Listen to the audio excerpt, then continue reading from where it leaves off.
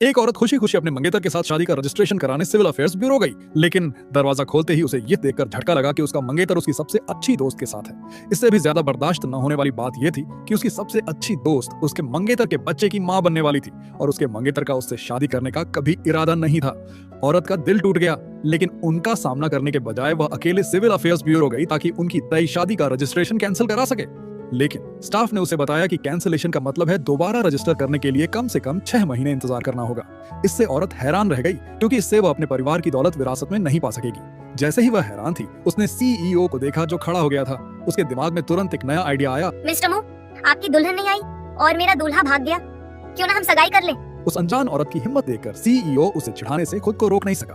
उसकी ताना सुनकर औरत गुस्से में जाने की कोशिश करने लगी, लेकिन सीईओ ने उसे पकड़ लिया और तुरंत उनकी शादी रजिस्टर करने के लिए मान गया। पता चला कि वह वही आदमी था जिसकी वह मन ही मन तारीफ करता था। वह ऐसा मौका कैसे छोड़ सकता था? रजिस्टर करने के बाद वे एक होटल में चेक इन कर गए। भले ही उनकी कानूनी तौर पर शादी हो चुकी थी, फिर भी औरत अजीब और झिझक रही थी। श्योटिंग, क्या हम थोड़ी ज्यादा तेजी से आगे नहीं बढ़ रहे हैं? सीईओ ने कहा, मैं तुम्हें सोचने का समय देता हूँ। अगर तुम नहीं जाना चाहती तो तुम जा सकती हो।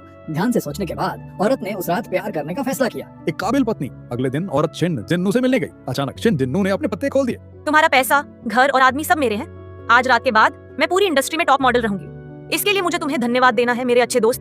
पिछले 3 सालों से तुमने दिन रात मेहनत करके मुझे रनवे पर चलने और एंडोर्समेंट दिलाने में मदद की है। तुमने मुझसे रिश्ता पहले ही तोड़ लिया है और तुम अब भी उम्मीद करते हो कि मैं तुम्हारे लिए मुकाबला करूं।